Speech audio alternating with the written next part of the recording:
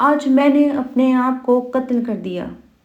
آپ بھی روزانہ ایسا ہی کرتے ہیں، اس ایک ہتھیار سے جو آپ کے پاس ہے اور وہی ہتھیار جو میرے پاس ہے۔ جی ہاں، وہ ہتھیار ہے آپ کا موبائل فون۔ میں چاہتی ہوں آپ صرف ایک لمحے کے لیے رکیں اور اپنے پچھلے 7 دن یاد کریں۔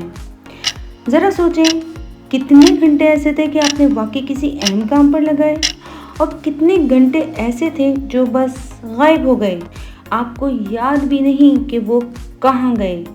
آپ ان سے چند منٹ کے لیے کھولتے ہیں، صرف نوٹیفیکیشن دیکھنے کے لیے۔ پھر ایک ویڈیو سامنے آتی ہے، آپ سوچتے ہیں چلو یہ بھی دیکھ لیتا ہوں، پھر دوسری اور پھر تیسری، اور اچانک آپ وقت دیکھتے ہیں 1 گھنٹہ گزر چکا ہوتا ہے، کبھی 2 گھنٹے اور کبھی 3۔ اور ہے نا یہ سب سے عجیب بات کہ آپ کو احساس بھی نہیں ہوتا کہ یہ سب کیسے ہوا۔ اگر آپ کے ساتھ بھی ایسا ہوتا ہے تو مسئلہ صرف سستی نہیں ہے، اصل مسئلہ اس سے کہیں زیادہ گہرا ہے۔ Oh my آج ہم God. بات کریں گے اس راز کی جس کی وجہ سے آپ روز اپنی زندگی کے قیمتی گھنٹے کھو دیتے ہیں۔ دیکھو یار، گھڑی میں ٹک ٹک ہو رہی ہے نا، یہ آواز صرف گھڑی کی آواز نہیں ہے، وہ تمہاری زندگی کا سیکنڈ گر رہا ہے۔ سوچو، ہر دن تمہارے پاس 86,400 سیکنڈ ہوتے ہیں۔ بینک میں اتنے پیسے آئیں تو خرچ کر دو گے یا انویسٹ کرو گے؟ زیادہ تر لوگ یہ سمجھتے ہیں کہ کامیاب اور ناکام لوگوں میں فرق صرف محنت کا ہوتا ہے، لیکن حقیقت یہ ہے کہ ہمارا دماغ ہمیشہ آسان راستہ تلاش کرتا ہے۔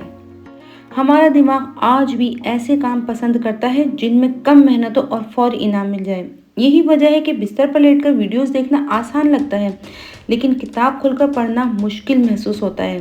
یہی وجہ ہے کہ فون اٹھانا آسان ہے اور کسی بڑے مقصد کے لیے کام کرنا مشکل۔ اب سوال یہ ہے کہ فون اتنا طاقتور کیوں ہے؟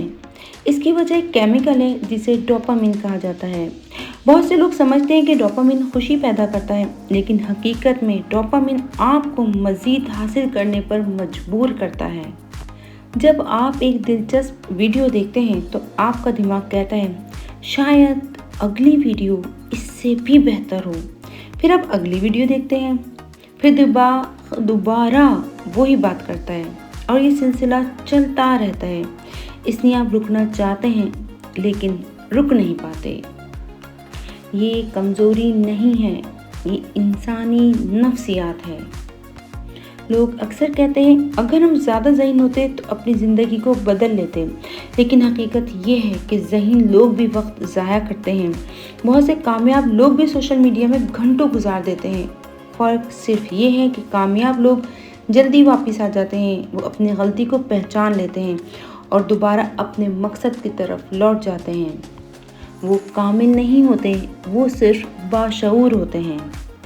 اور سب سے اہم سوال کہ حل کیا ہے؟ پہلا اصول، اپنے ماحول کو بدلیں۔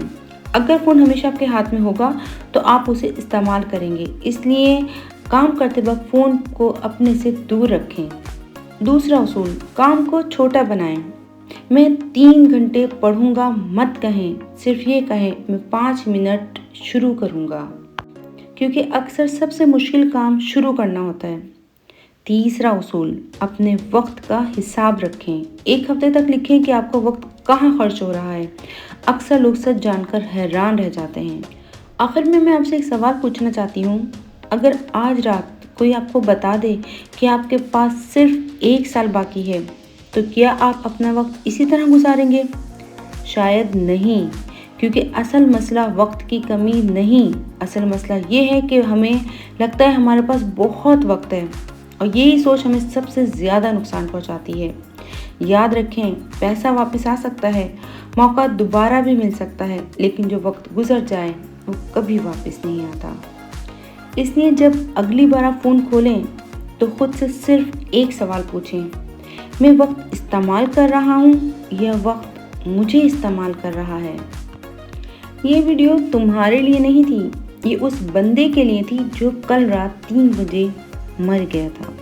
اگر تم یہ سن رہے ہو تو مطلب تم ابھی بھی زندہ ہو۔ اب سوال یہ ہے کہ کل رات تم زندہ رہو گے؟